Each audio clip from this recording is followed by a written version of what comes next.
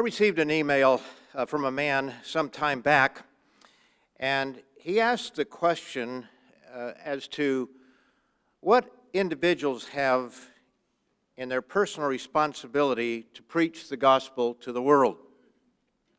He apparently is not a member of the Living Church of God, but his question was a valid question, and it deserves an honest answer. What is the responsibility beyond supporting the work? Now, the very question that he asked indicates that he believes there is a work to do. And so I'd like to address that part of it right off, because we are not always in harmony with some other groups, or they're not in harmony with us, to understand that there is a work to do. After the breakup of the worldwide church back in the 90s, there were a number of individuals who went out and started various works, and they said that the work is finished, that our responsibility is to get the bride ready. And they could turn to Revelation, the 19th chapter, which we'll do right now, because the contention that the work is finished was really based on one half of one verse in the book of Revelation. Revelation 19:7 says, "Let us be glad and rejoice and give him glory, for the marriage of the Lamb has come, and his wife has made herself ready." Now, there was talk about the fact that the bride must get herself ready. But the question that I have concerning this is, where is the majority of the bride of Christ today? And there is a very simple answer, indisputable answer regarding that. Where is the majority of the bride of Christ today? How many of you think you know? I'm not going to call on you, but how many of you think you know where the majority of the bride of Christ is today? Okay, a few brave hands up there. Well, let me give you the answer. They're 6 feet under the ground. They're dead, waiting for the return of Christ. And the reason I bring that out is because the idea that somehow there's this group at the end that must get good enough in order for Christ to return is simply not so. The bride of Christ is made up of the apostles and the first century Christians of that time, and all the way down through history. We're all a part of the bride of Christ. And so the majority have already lived and died. Now there may be a majority, we don't know how many will come along before the end, but I'm just saying right now, if you take all of the various groups that call themselves Church of God, and you put us all together, we would not match as many as have gone before us.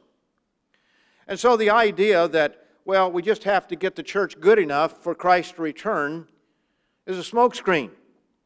And it's basically saying, I don't have the faith, or we don't have the faith to do the job that God has given to us, to carry the gospel all the way to the end, and to warn the world of what is coming. And it turns inward instead of outward in preaching the gospel to the world. There's another idea that people have, and that is that if we have a work to do, it's through personal evangelism. And this was a little bit behind the writer's question, and it does not mean that there is no place for personal evangelism. But again, so many have turned inward, and they fish in the pond of the greater Church of God, but they do not think of the fact that there's a whole world of 7 billion people out here that we must warn of what's coming, and especially do the work of preaching, hoping that some will repent, hoping that some will be a part of us. And you know what? It's exciting when we do see new people coming along. And the idea that the work finished 30 years ago just does not match with the facts. When I went to Toronto, we had about 60 people in the Toronto congregation. Actually, Mississauga, but most of you may not have heard of Mississauga, or some of you may not have. It happens to be the 6th or 7th largest city in Canada, but about 720 or so thousand people. But it's a suburb of Toronto. And we had about 60 people there. Today, from that one congregation, we have a Scarborough congregation, and we have a St. Catherine's congregation, And we have somewhere around 170, 180 people. We've tripled in size, from 60 to, let's say, about 180, approximate numbers. And almost all of those people did not have a worldwide background. They are new because of the telecast that has gone out and the literature that's gone out. And that's just one area out of many. And I would guess that there are many people who are sitting right here who did not come out of the worldwide church, but who are brand new to the truth. I say brand new, maybe 5 years ago, 10 years ago, so that's not exactly brand new, but I would imagine that there are a number who are here. And there are people that are coming along out of the world, people coming to repentance, helping out in preaching the gospel to the world, and we're very thankful for them. And you're not chump change. You are valuable. You are valuable. And we treasure every single one who comes to repentance. And there are people that are coming to repentance. The work has not finished. Another idea that is out there is that, well, the church just teaches pray and pay.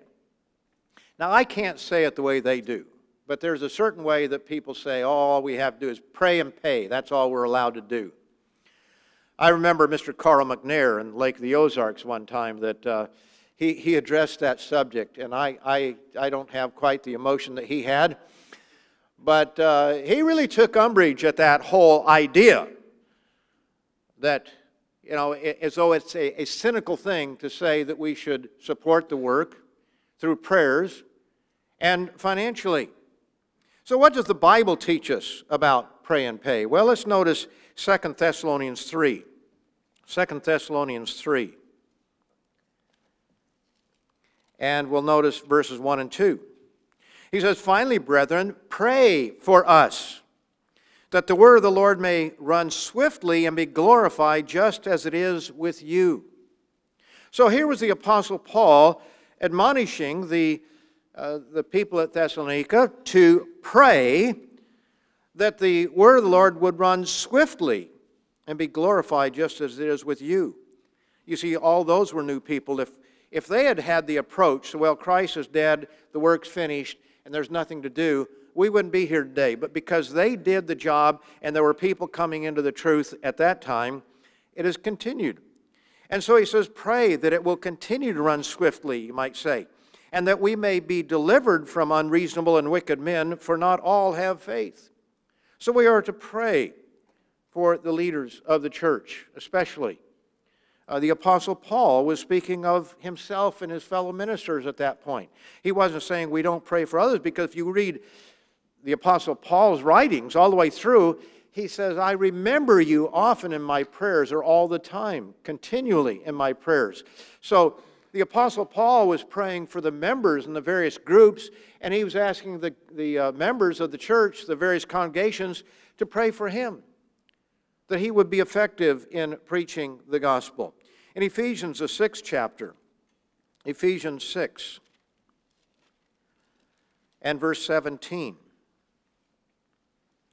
it says, and take the helmet of salvation and the sword of the Spirit, which is the word of God, praying always with all prayer and supplications in the Spirit, being watchful to this end with all perseverance and supplication for all the saints. So to pray for all the saints, and for me, he said, that utterance may be given to me, that I may open my mouth boldly to make known the mystery of the gospel, for which I am an ambassador in chains, that in it I may speak boldly as I ought to speak. Now, we live in a very interesting world today with all that's going on. And it's important that we all pray that God's servants do speak boldly the truth. We have to be wise as serpents and harmless as doves. But brethren, if we think we're going to get out of this like it's some sort of a cakewalk and have no problems and we're not going to be persecuted, we're sadly mistaken. And frankly, if we do get out of it without being persecuted, there's something wrong with us. And we shouldn't go out there deliberately trying it. But the church of God is going to preach the gospel boldly to this world. And we certainly better. And if we're afraid to, then that's a problem for us. this world has to hear. They're not going to listen to us any more than listen to Isaiah, Jeremiah, Ezekiel, Daniel, any of the others. They won't listen. At least they will know that they have heard a message. I was watching the news yesterday afternoon or evening. They interviewed 3 or 4 different ministers on this, was it HB2 or whatever it is, House Bill number 2. And so they had one that was standing up for the truth, and then we had one that was kind of middle ground, and then you had one that was, it was a woman minister that probably is of a different persuasion than we are in more than one way. And she was, you know, saying this is an awful, terrible thing, that we're discriminating against people and everything like that. And the reporter was saying it was interesting how there were so many different interpretations of the Bible. How do you interpret the fact that it says that no homosexual, no sodomites, etc., will enter the kingdom of God? Not much to interpret there. It just says it.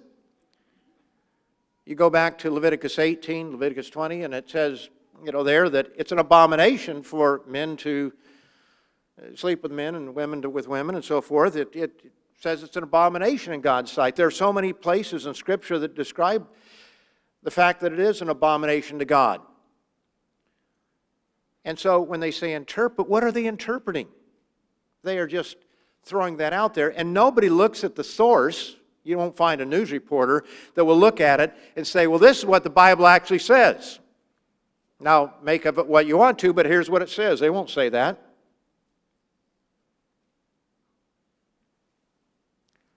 So the Bible shows that we are to pray for one another, and we are to pray that the leaders of God's church will be bold in speaking the truth. We look at Stephen in Acts, the 7th chapter. He was bold in speaking the truth. And someone might say, well, he was not wise. Well, he seemed to be a hero of the Bible. He spoke out. Now, what about this thing about paying? Well, I could go on for that, a whole sermon on it, but I'll just recommend a booklet for you. If you've not read it, I think that many of you have, and I hope all of you will read it if you haven't, and maybe review it if you haven't for a while, but it's titled God's People Tithe. Now, I've heard, I can't say all the arguments, but I've heard a lot of arguments against it. It's a nice principle, we don't have to do it and all. Well, read that booklet. We do have a responsibility. You do and I do. We all have a responsibility to help support the work so that it can go forward. The fact is that we can do more collectively than individually. We have a large group of people here because we're working together collectively. We have a church that has grown because we work together collectively. Here's a point. Where are all those groups who put all their eggs in the basket of personal evangelism, or who said, well, the work's been done and there's nothing to do? Where are they? There are a lot of them out there, but how much have they truly grown? And have they grown from new people coming to the truth or just people swapping groups? Compare them with those who work together collectively. Whether we agree with a particular group or not is irrelevant. The point is that there are those who are working together collectively who have grown. And those that don't have a collective work in that way, a mission to preach the gospel to the world, haven't grown that much. And where is the growth that's taken place there? One misunderstanding that many people have is that the majority of members have come through personal evangelism. Now, I remember hearing that many, many years ago, that the majority of people come through personal evangelism, and so therefore we really don't need to spend money on television, on all these other platforms getting the message out.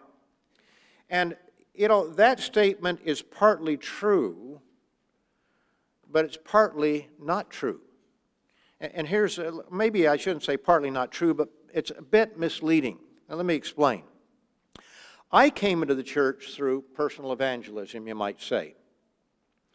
I was getting on a school bus in high school, and there was a fellow there that was a brother of a friend of mine who was talking about the sun going to be turned to blood and all kinds of weird stuff, prophetic stuff and beasts, and we wanted to take him out and just shut him up.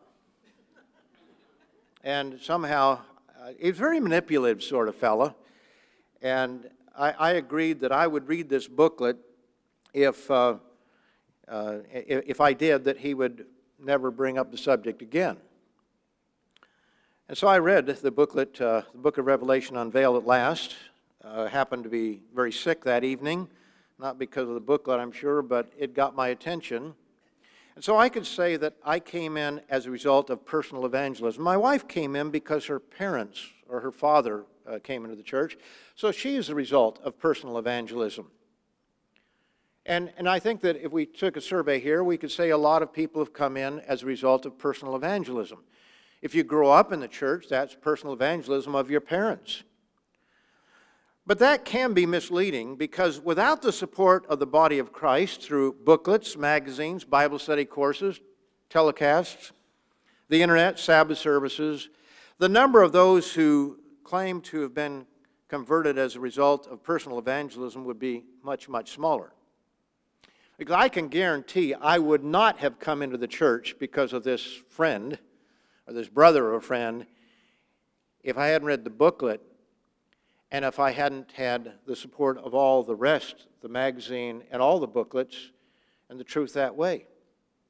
So it takes more than personal evangelism alone. It takes the support of people working together, people striving together, putting out a magazine, having a radio program as it was then, or a television program, or the internet.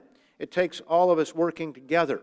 And so while it is true that a large number, a large percentage of people are here as a result of personal evangelism, we would not be here if it weren't for the greater church working behind it. Because I assure you, I would not have come in without that. By working together, fruit can be produced.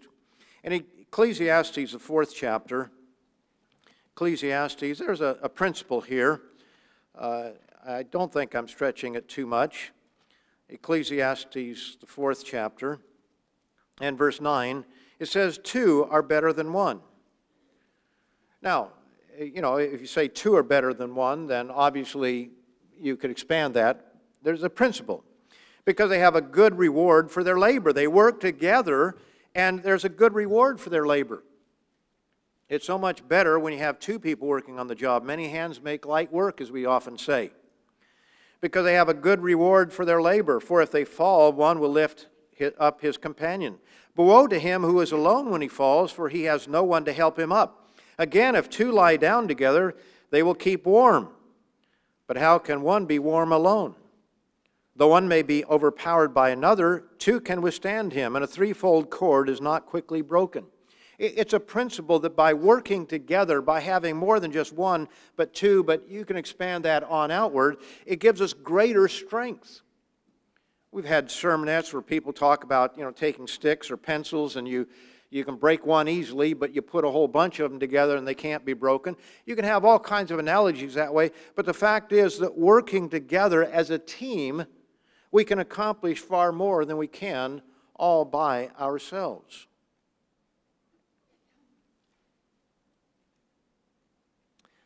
Cynically labeling our role as pray and pay is really contrary to Scripture. So let's take a look at some of the things that we can do and must do. Example is certainly an important part of it. We talk about setting the example. And there are cynics that scoff at this and say, well, I never saw anybody come into the church as a result of example.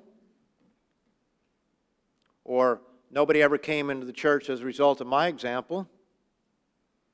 Well, really, Matthew, the 5th chapter, tells us that example is important. And you see, because you're here, you believe these things, I think. I think that that's why we're here. We believe these things. We believe there's a work to do. We believe that working together makes a difference. In Matthew, the 5th chapter, verse 14, it says, "You are the light of the world. A city that is set on a hill cannot be hidden. Nor do they light a lamp and put it under a basket, but on a lampstand, and it gives light to all who are in the house." Verse 16, "Let your light so shine before men." That's what Jesus said. Let your light shine before men, that they may see your good works and glorify your Father in heaven. We had, actually after I had this sermon worked up, I was looking for Tomorrow's World, and I couldn't find it. We're still a little bit disorganized after moving, and I happened to come across the Living Church News, and here's an article, and I'd read it earlier, but it just wasn't on my radar at the time. "Let Your Light Shine" by Dr. Meredith. This is the July-August Living Church News. And he writes here, "Are you a light? Jesus told his disciples, 'You are the light of the world.' Later he said, 'Let your light so shine before men that they may see your good works and glorify your Father in heaven.'" He quotes Matthew 5 there. Jesus taught that we are not to put our light under a bushel, but on a candlestick where all can see. But how do we let our light shine before men? Notice that Jesus said men would see our works and glorify God. He did not say that they would hear our constant chattering about the Bible.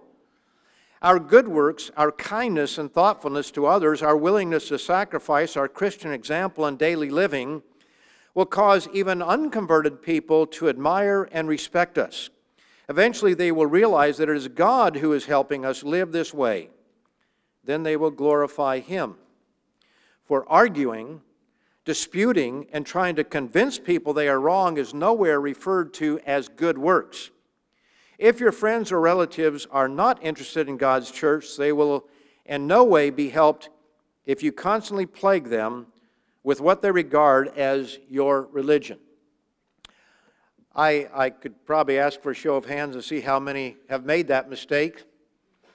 I remember when I first got interested, I was so excited about it. I was trying to tell everybody, and all the people I thought would hear wouldn't or didn't. My sister even said at one point, she said, "I would never join your church just because of you and this other fellow."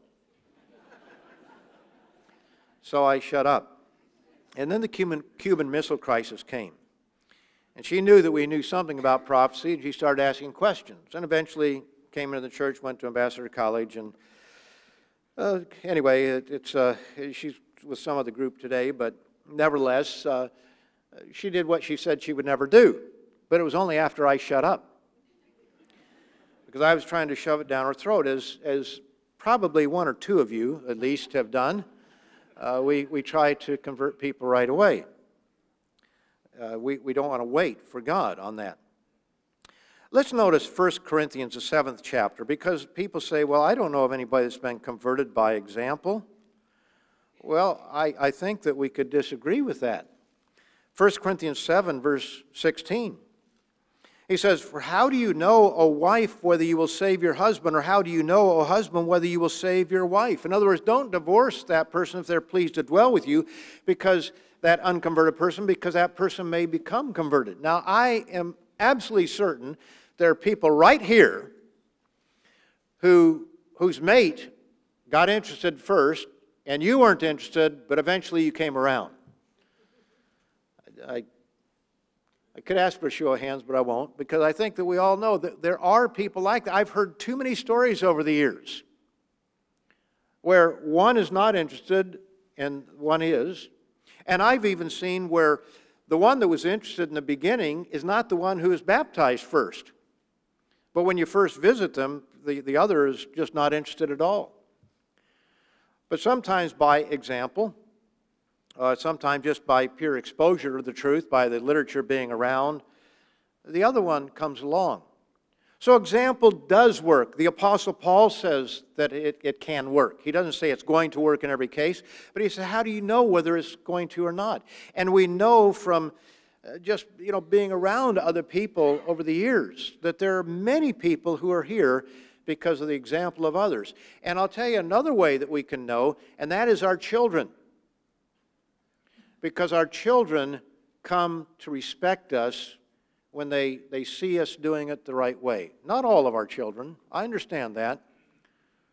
But there are many children who are with us because they have great respect for their parents and they know that their parents are doing what's right, and they see that example. They see God's rewards in their lives as a result of the parent.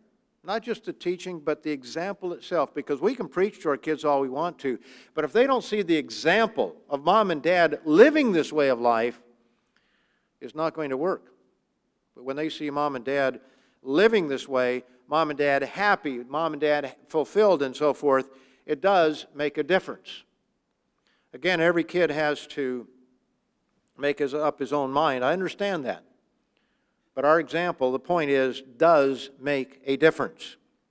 In 1 Timothy 4, verse 12.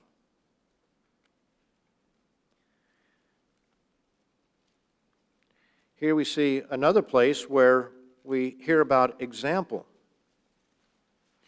The Apostle Paul tells the young evangelist Timothy, "Let no one despise your youth, but be an example to the believers in word, in conduct, in love, in spirit, in faith, in purity."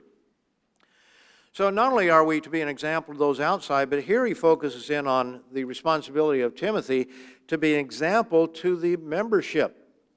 Because our example within the church makes a difference. I don't know how many young people I've heard over the years say that, well, you know, a bunch of hypocrites in this church. I don't mean here. I'm just speaking of, because I think that we've got a terrific bunch of young people here from everything I can see. Young people who are truly with it. It's not always that way. But I've heard young people that, you know, everybody's hypocrites. And not just, they're not necessarily turned off by their parents, but they're turned off by what they see in others. Now, I understand that young people are masters of observing hypocrisy. At the same time, they themselves are great hypocrites because they show one face at church and one face someplace else. So we can't let them off the hook. I understand that. But when they see hypocrisy amongst any of us, that's a turnoff for them. It gives them an excuse. There's a fellow that's in the church today, ordained minister. And he went through high school with a fellow who was in the church. Some of you know, in fact, many of you would know who I'm talking about, but I'll leave names out of it. But this young fellow grew up in the church, and in high school his best friend used to give him a bad time about the church.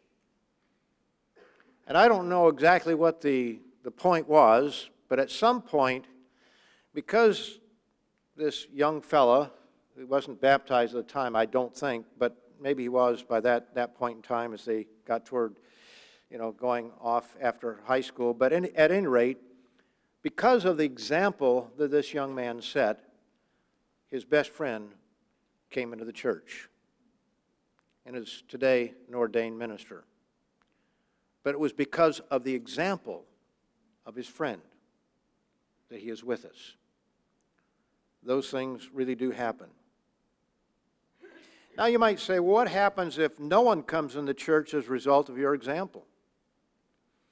I don't know that there have been others who have come into the church because of my example. I don't know. But I was shocked one time. We had a neighbor up in Canada, and we got to know them. They're Muslims, nominal.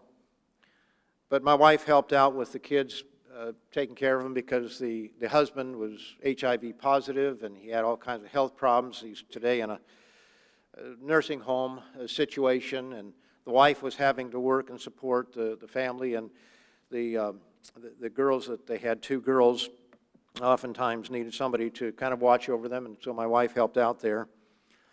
And this woman worked for a company involved with computers, so she was very computer literate.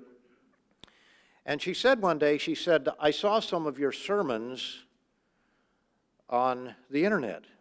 And at that time, I couldn't imagine what she had seen. Well, because I was working with the youth at the time, I'd put a few Bible studies for the young people up there. And they were pretty amateurish as far as the graphics, as much as we had, which was almost nothing. But anyway, we had something out there.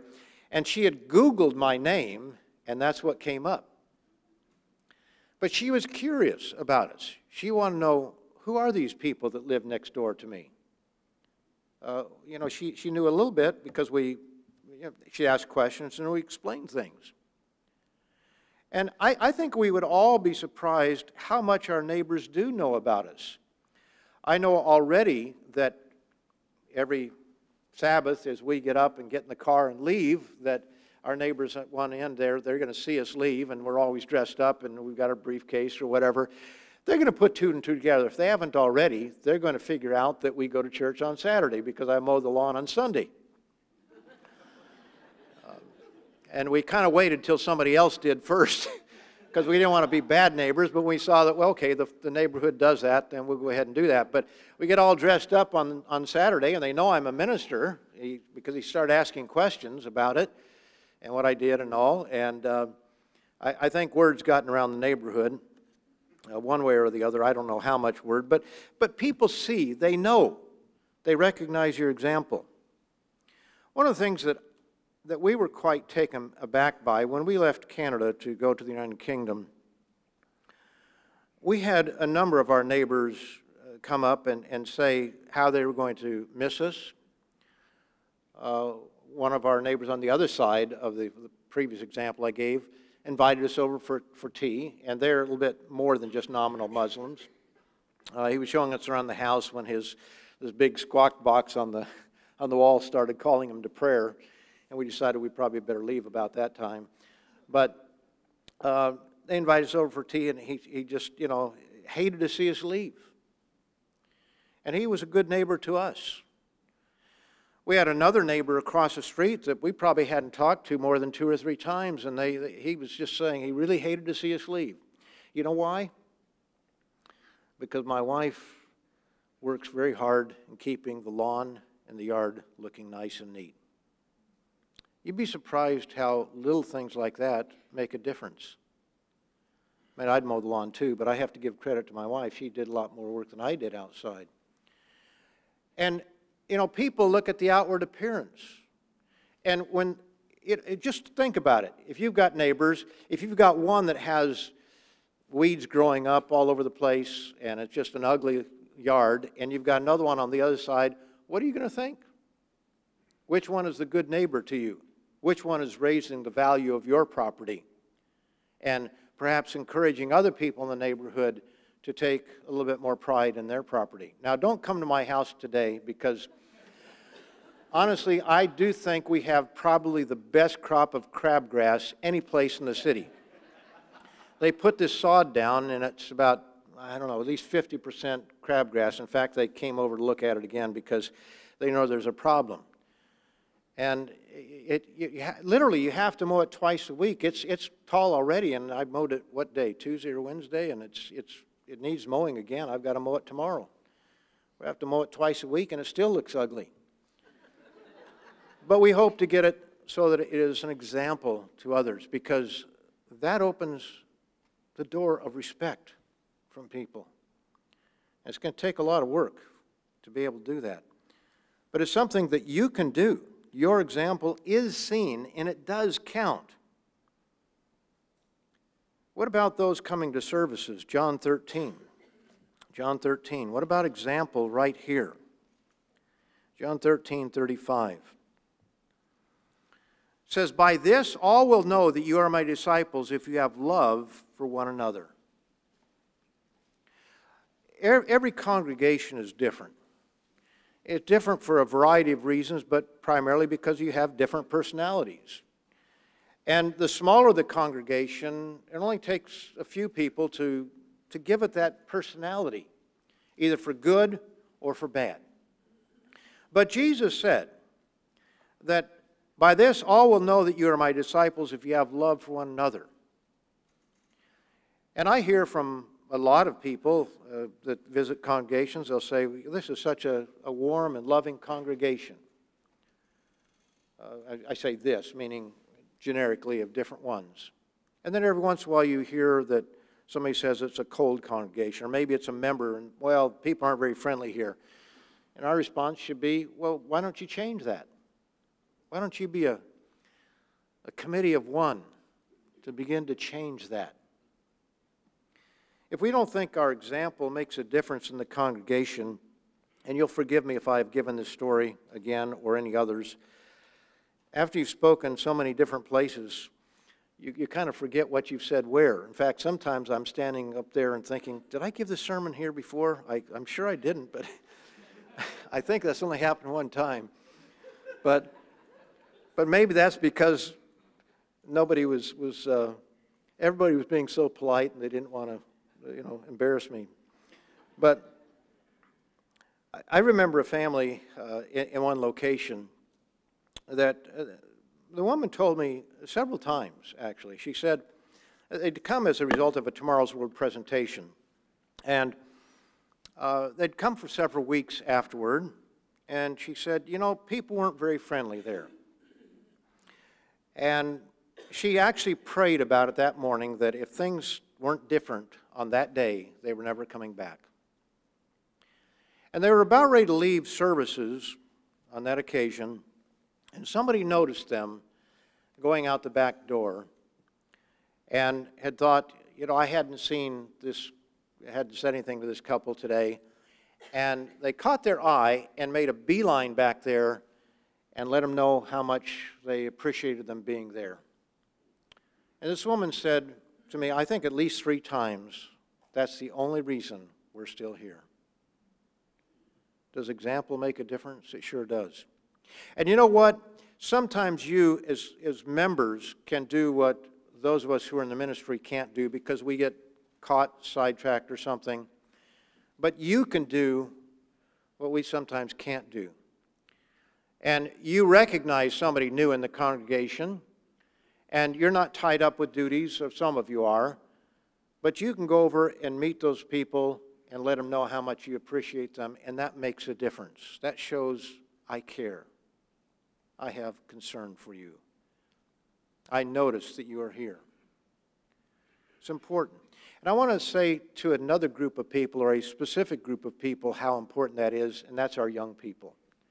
And I don't care if you're 10 years old or if you're 15 years old, or even if you're 8 or 7, as long as you can understand what I'm saying. When I was young, we moved around a lot. My father was in the military, so we moved a lot. And so we met a lot of people over the years. And when my parents were telling us, well, we're going over to somebody's house this evening, then the first question my sister and I had, do they have kids our age? That's what we wanted to know. Because if they didn't, it was probably not going to be a fun night. And oftentimes, parents look for, or families look for other families who have children because they have children. They want to, work things out for them. Well, a young person who is here, and we've got some pretty bold young people around. If you see somebody new in the congregation, you go up and let them know who you are and you're happy to see them. That makes a difference because if the kids are happy, mom and dad are probably going to be happier. But if the kids aren't happy for being someplace, well, parents may reevaluate, is this a place I want to be? So when you're young, you can make a difference. When I say some really bold young people here, I remember over in Marion, North Carolina, that would have been 1983 or 84. I think he might be here, maybe, I'm not sure, because I met him. We didn't have a piano player that day, so we had to sing a cappella. And at the end of the service, the person who was leading song said, well, we found a piano player. This was for the last song. And he walked, I couldn't even see him. He was just a little guy, he was about 7 years old. But he volunteered to play the piano. And he could only do it with one hand. And I remember when he got to the end, the last note there, he kind of hit a plunk, plunk, just adding a little bit onto it. That's bold. I would never try that. So you don't have to be an adult to be an example to someone else. Now, that wasn't engaging somebody else in conversation, but I'm just saying boldness. A lot of our young people are that way. Don't be afraid to engage new people. Don't be afraid to let them know that you notice that they're here and you're happy that they're here. I think that's really important, and young people can do that, and it makes a difference whether the church grows or whether the church doesn't grow. So let's come to personal evangelism. Is there a place for individuals to, quote, personally evangelize beyond setting an example? And, of course, the answer is yes. It is yes. So here's some things that we can do. One is walk through doors when they open. Walk through a door when it opens up. We had a business meeting in the United Kingdom regarding our pension plan. We have, by the beginning of next year, every organization our size or every business has to have a pension plan in place. So we were talking to this lady, and at the end of the meeting, she said, "What makes your church different or distinct?" So I explained a few things, and then she said, "With all that is happening in the world, where do you think things are headed?" Well, if she didn't want to know, she shouldn't ask. So I thought that was kind of an open door, so I kind of stuck my foot in it a little bit, in the door, not in my mouth necessarily. But I said a few things to try to help her to think. I said things are going to get worse before they get better, according to what we understand. But at a certain point, you begin to see that from the body language that you've probably said about all you better say, and just time to shut up. But I left her with a few things to think about. There was another occasion when somebody opened a door, and I didn't walk through it. This man was a brother of a member, and he had a heart attack, and he was in the hospital. And so I went up and I visited with him. And at one point he said, "You know, what's it all about?" He was about 62. He said, "What's it all about?" In other words, what is life all about? And you know, that was a time maybe I should have walked through the door, but I didn't. And I've always wondered, maybe if I had said something, just a little bit, not everything, but just a little bit to pique his interest, maybe that individual might have come along. He might not have listened to his brother, but maybe he'd listened to somebody else. He was knocking on a door. He was asking a sincere question. And perhaps I should have answered his question. We have the example in Acts, the 8th chapter, of the Ethiopian eunuch and how God used Philip to engage this individual in a conversation.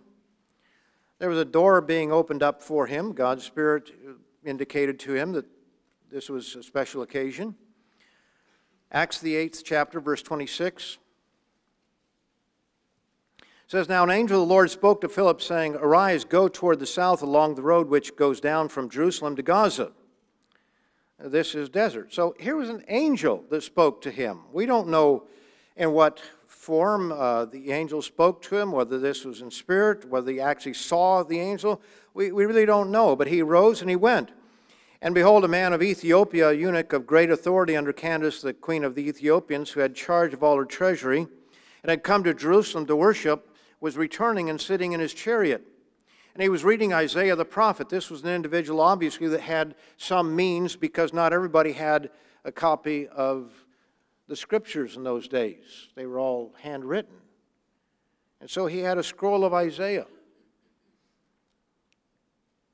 And the Spirit said to Philip, "Go near and overtake this chariot." So he ran and he overtook it. And he heard him reading Isaiah. And he says, "Do you understand what you're reading?" Good question there. Good opening.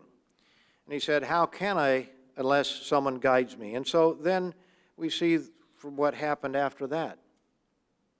God does work out circumstances sometimes, very unusual. Again, forgive me if I've told you this. Somehow I have the feeling I gave this sermon here before. Did I give this here before? No? Okay, good. It's our worst nightmare. Not the worst, but it's a bad one.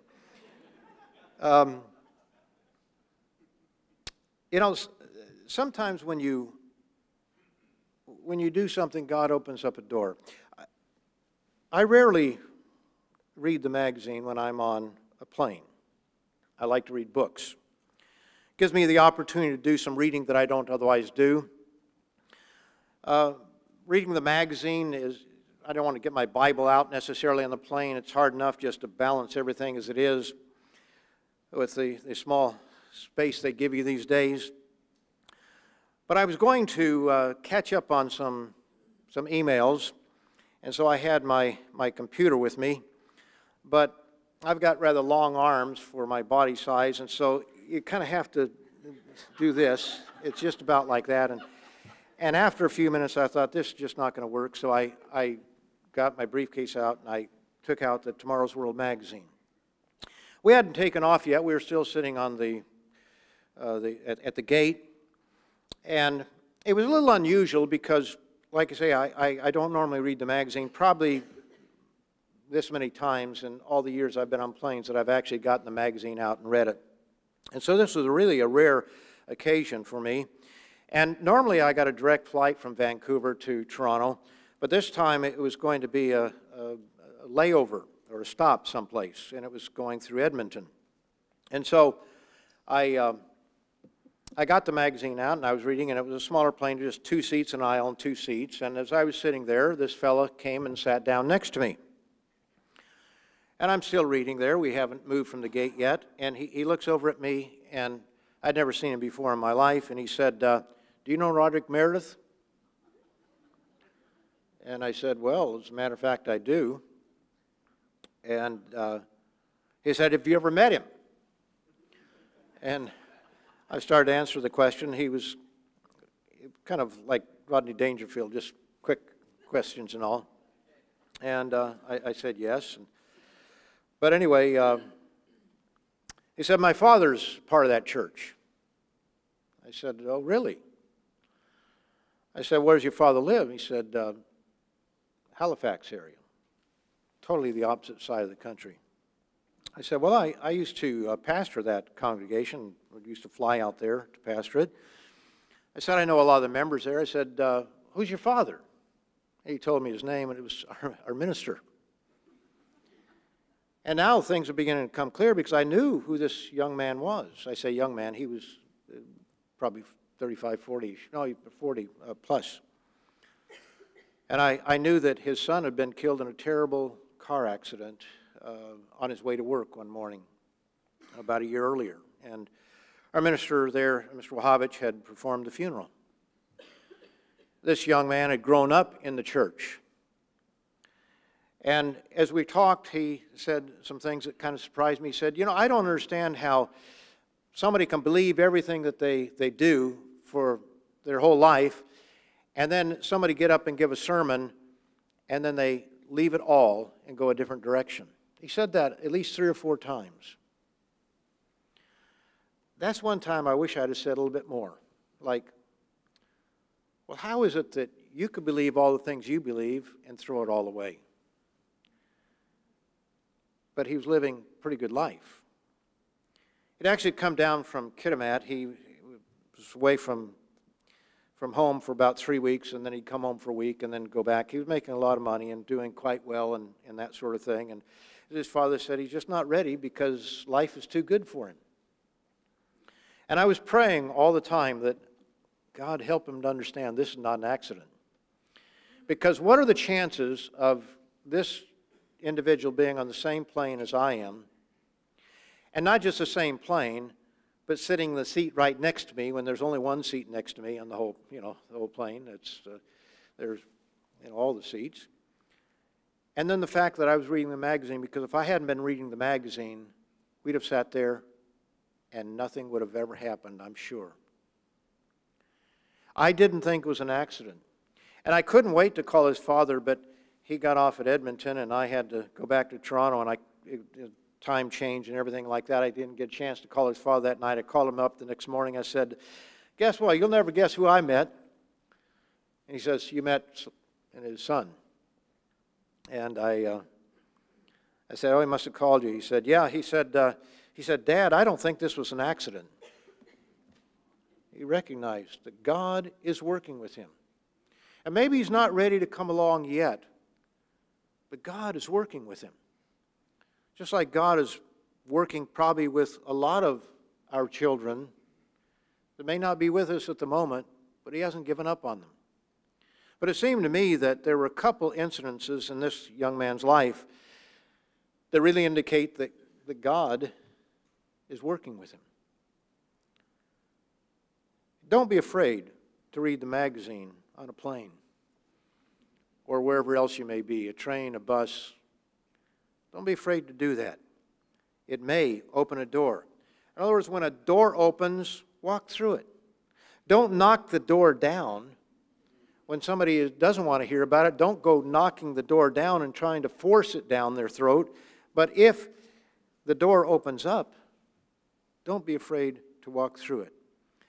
In my life, I've found that I'm either too anxious to tell the truth, to pass the truth on and just make a mess of it, or I'm too shy to say something, maybe not bold enough to say something maybe when I should. It's hard to get that balance, isn't it?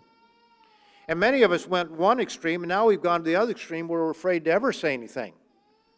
And that's not the right thing. We've got to find that proper balance. Social media. If you go to the Tomorrow's World website, toward the bottom of the page, the main page, the home page, it has a section called Most Liked and Most Shared. And this is a way that all of us can engage people in the truth. You have a lot of relatives, a lot of friends, a lot of acquaintances out in the world. And when I look at the list, for example, the telecasts that are shared, the ones that are up there right now today, shares, is Christmas Christian. This is the one that is shared the most, 363 times. Now, that means that is shared in such a way, if I understand all this, that everybody that goes to, they may share it with somebody else, and we have no idea how many people they share it with. Probably most people are not going to share it, but if you put it out there, then somebody may share it with somebody else and everybody on their list. So it can go out like, a wave from a pebble being dropped in a bowl of water. Christ versus Christianity, 255. Tomorrow's World magazine, Play God or Obey God, 156 shares. The article on superbugs, 145. The booklets, United States and Britain and Prophecy, 833. The Holy Day booklet, 731. What's the point? The point is that I don't think that we're doing all we can. Now, we have to be very careful because we don't want to go sharing something with our friends that we know they're not interested in. But Mr. Smith has written some on science, the one on the heart. He's written one about the hand. We have a lot of people out there that we might know who believe in creation, and to give them something like this would be something they might be interested in, something to share with our friends. We have to be careful not to share everything, because there's some, if we're sharing something every time, then they'll just think, oh, well, there's that religious nut again. But if we share things strategically, things that we think are really valuable, really important, something that is timely in the news or in the world as a whole, that gives us an opportunity to reach out to other individuals. What I'm saying here is that the number of shares is so small compared to the size of the church, compared to the number of people that we know in the church are on, Facebook or whatever all these different platforms are. Different ways of doing it. Now, it's possible that somebody already has shared it, and so all of your friends already have it. That's possible, and that could be one reason it hasn't gone further. But if we realize that when we share something, it goes out to a certain audience, and any one of those people can share it with a larger audience, it can go much further. Like our News and Prophecy with 21,000, that's not a huge number, but that's a lot of people that are not in the church. How many church members are actually sharing that or have ordered that? Maybe a quarter, because families probably only one time. There are a lot of people out there that are getting that. And so how many other people are seeing the truth, having an opportunity to see it because we share those things on the internet? So here's some things to remember. We need to seek God's will, not our own. We need to recognize that we do not determine who's called.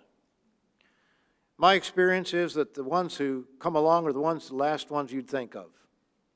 Of all my friends in high school that I tried to pass the word to, there was only one that actually came along and went to Ambassador College.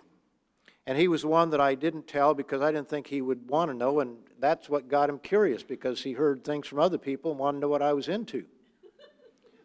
It's funny how that works, isn't it? But that shows you how much I know, because I didn't think that there was any possibility he'd ever get interested.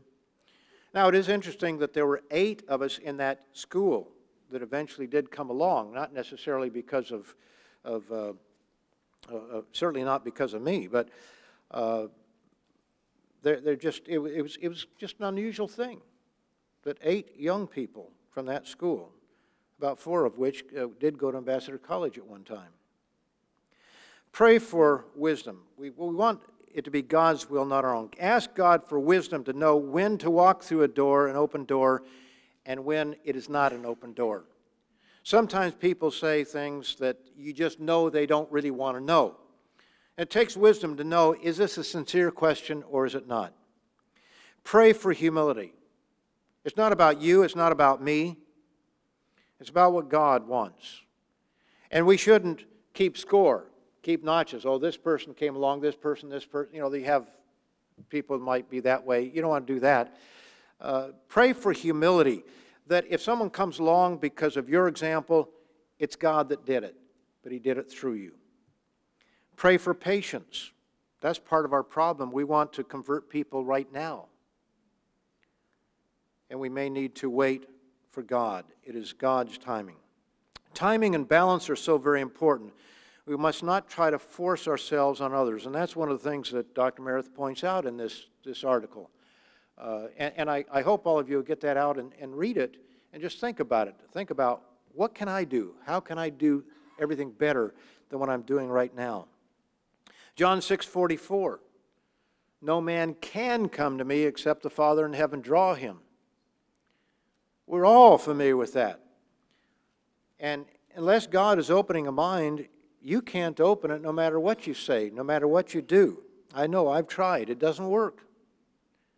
I don't care how bright we think we are, how strong our arguments are. It's not about logic. It's about emotion in too many cases. It's about whether God is calling someone or not.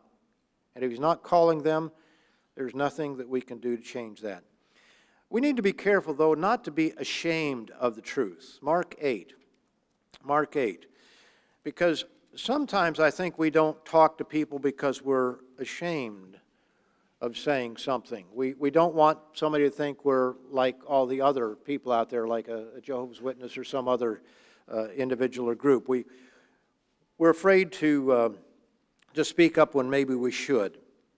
In Mark, the 8th chapter, verse 34, it says, he says, when He called the people to Himself with His disciples also, He said to them, whoever desires to come after me, let him deny himself and take up his cross and follow me.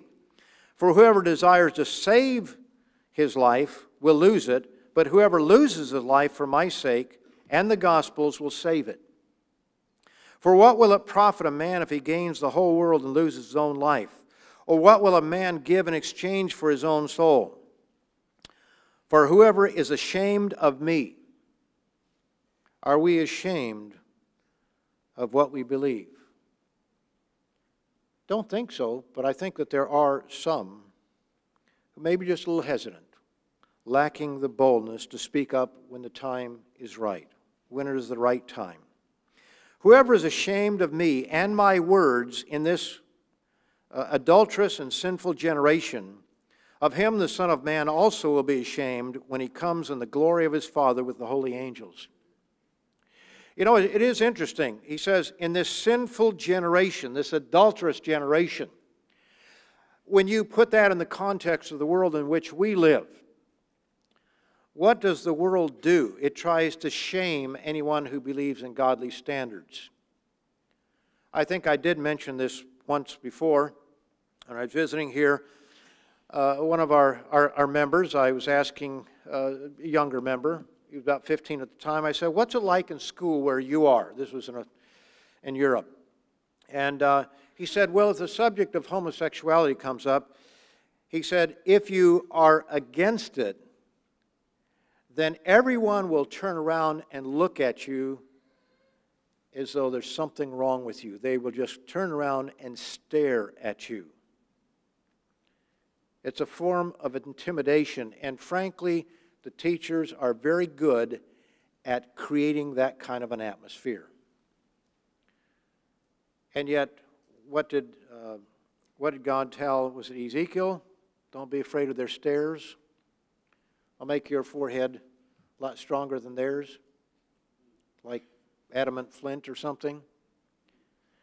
We have to recognize that as we move into a much more sinful age, it's hard to believe it can get worse. But we shouldn't be afraid to speak up in the right way, because our silence will indicate to people that we agree. Now, we have to be careful on the job. We have to be wise as serpents and harmless as doves. But we shouldn't be ashamed of what we believe, and we shouldn't be afraid to say, well, I don't agree with that. We don't want to get in an argument, but we need to be able to stand up. And so sometimes in services, I know that when certain subjects come up, I'll say something, even turn to a few scriptures on the subject, because if we don't say anything, we have a whole generation that's growing up, and if they don't hear the truth, if they don't hear it from us, they're not going to hear it, because they're not going to hear it at school. They're only hearing one side of things there. And we have to be willing to speak up. I remember one time doing that. This has to be 13, 14 years ago. And we had a couple of visitors there, and I found out later they were lesbians. 2 girls. The daughter of one of our members and her friend. You have to speak the truth. You have to speak the truth. Otherwise, nobody hears it. He says, don't be ashamed of him. He says, whoever is ashamed of me and my words in this adulterous and sinful generation, and we're there, if not in spades, he says, of him the Son of Man also will be ashamed when he comes in the glory of his Father with the holy angels. You know, God has called us to do a work. That's our mission. We have a responsibility. As I've said before, if God is not calling everyone, why is he calling anyone? He's calling some today because there's a work to do.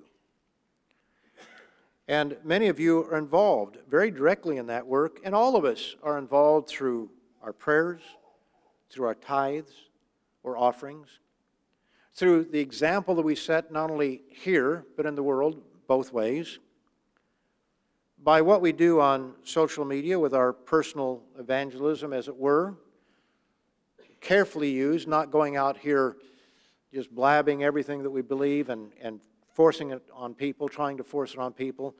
But when a door opens up, to walk through that door. Not being ashamed of what we believe so that we open up a magazine or open up the Bible even on a plane. And there are people out there who will be curious, people who want to know. Sometimes they'll say something, others may think you're a nut. Okay, so be it. You're not going to see them again. They're on a plane, on a train, on a bus. But somebody else might ask you a few questions, especially in this part of the country, because they are much more religious here, much more openly religious than they are in many other parts of the world, as most of you know. God has called us to do a work. The most effective way we can do it is by working together in a unified effort. By working together. And this means we have an obligation to pray for God to bless our efforts.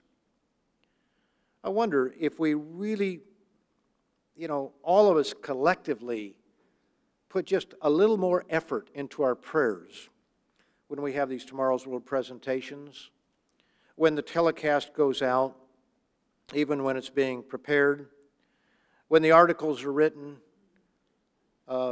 praying for the gifts of the Spirit. If we put a little bit more effort into it, you wonder what might be the results. We have our financial part to support the work, and I think that many people are going above and beyond in that area. And for those of us who have come into the church because of somebody else's tithes, we thank them for it. Many of the people who supported the work when I came into the church, started attending in 1964, are probably not around anymore.